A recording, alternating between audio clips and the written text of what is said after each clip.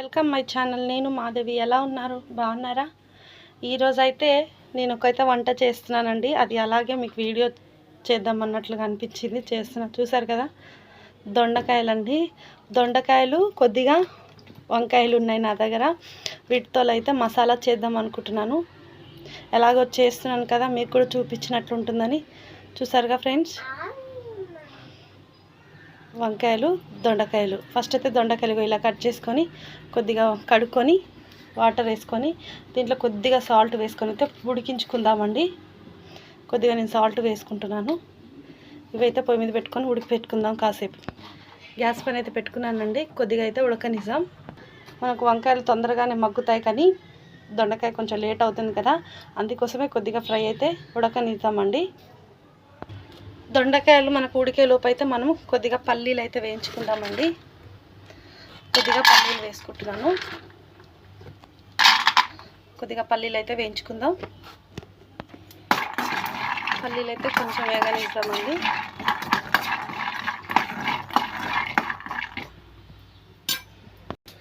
పల్లీలు అయితే వేగిపోయినాయండి. పక్కకైతే తీసుకుందాం. ఇదే కడాయిలో కొద్దిగా దాల్చిన చెక్క, కొద్దిగా పువ్వు అండి,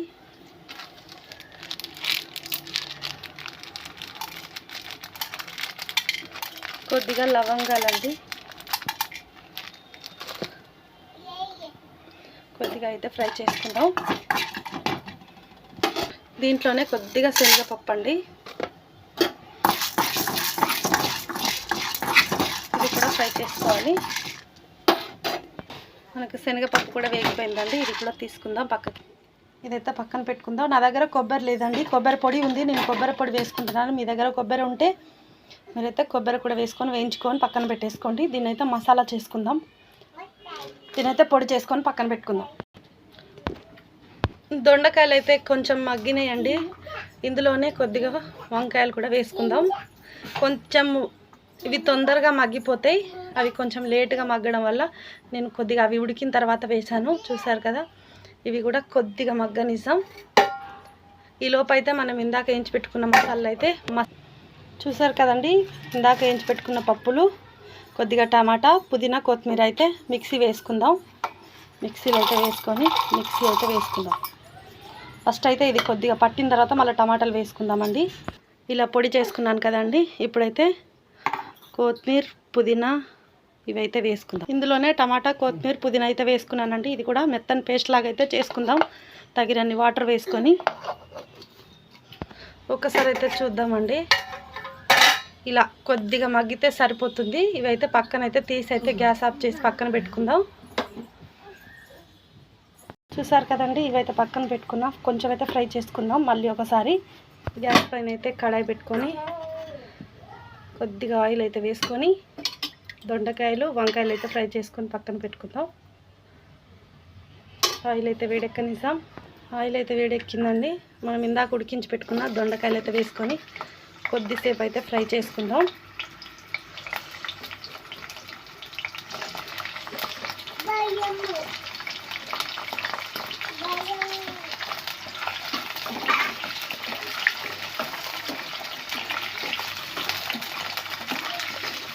కొద్దిగా ఫ్రై చేసుకోవాలండి.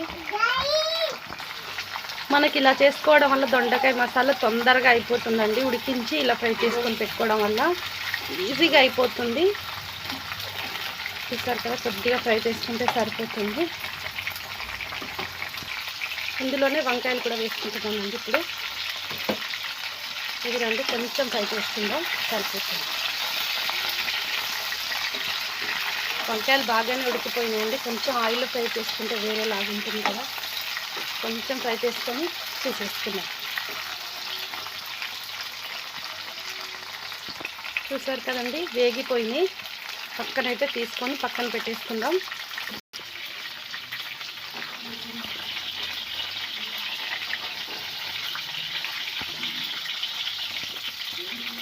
చూసారు కదండి, ఇలా ఫ్రై చేసి పక్కనైతే పెట్టుకున్నాను కదా.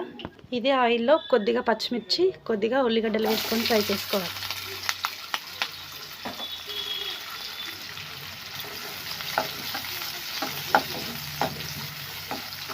మంచి కలర్ వచ్చేంత వరకు అయితే ఉల్లిగడ్డలు వేయించుకుందామండి.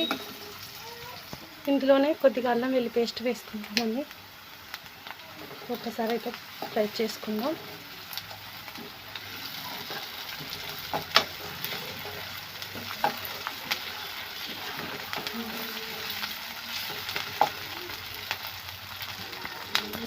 ఇందులోనే కొద్దిగా పసుపు వేసుకోవాలండి.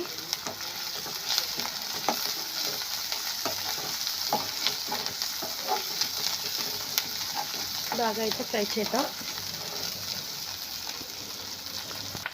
ఇందులోనే తగినంత కారం పొడి, ఆల్రెడీ పచ్చిమిర్చి వేసుకున్నాం కదండి, కొద్దిగా కారం పొడి వేసుకుంటే సరిపోతుంది. కొంచెంగా ఫ్రై చేసుకొని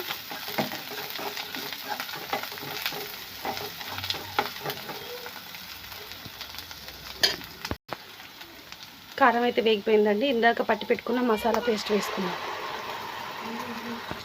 ఒక్కసారి అయితే కలుపుకొని మసాలా అంతా చక్కగా వేగేంత వరకు అయితే ఫ్రై చేసుకుంటాం.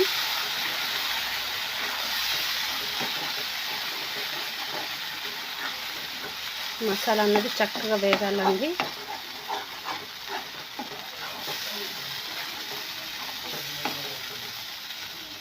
అడుగంటకుండా కలుపుతూ ఉండండి మధ్యలో. ఇలా మధ్యలో అడుగంటకుండా కలుపుకోవడం వల్ల మంచిగా ఫ్రై అవుతుంది.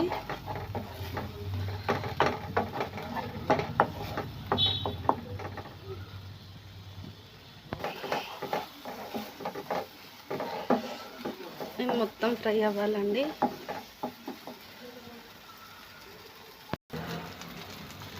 ఇందులోనే కొద్దిగా కొబ్బరి పొడి అండి, 1 స్పూను. ఒక్కసారి కలుపుకుందాం. ఒక్కసారి చూద్దామండి. నాకైతే దగ్గర అయిపోయింది మసాలా, చూసారు కదా, ఇలా దగ్గరికి అయిపోయింది. ఇప్పుడైతే తగినన్ని వాటర్, గ్రేవీ కోసం వాటర్ అయితే వేసుకొని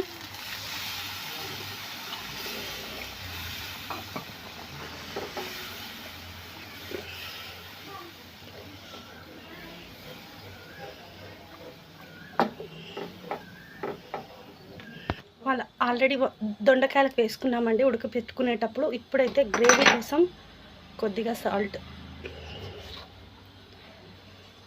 చూసుకొని వేసుకోండి, సరిపోతే ఇంకా కొంచెమైనా వేసుకోవచ్చు. చూసారు కదా, కొంచెం అయితే వేడెక్కనిస్తామండి. ఇది కొంచెం మరగపెడదాం. నేను ఇందులో ధనియాల పౌడర్ వేసినప్పుడు అయితే వీడియో స్కిప్ అయిందండి. మీరు ధనియాల పౌడర్ కూడా వేసుకోండి కొద్దిగా. చూసారు కదా, ఇలా కొంచెం పొంగొచ్చేటప్పుడు అయితే మనం ఇందాక ఫ్రై చేసి పెట్టుకున్న వంకాయలు, దొండకాయ ముక్కలు కూడా వేసుకున్నాం.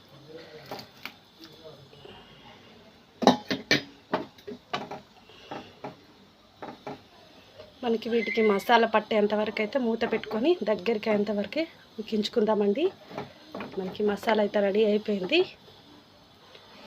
ఇదైతే దగ్గరికి అవ్వనిసాం, మూత అయితే పెట్టుకొని ఉడకనిసాం. ఒక్కసారి అయితే మూత తీసి చూద్దామండి.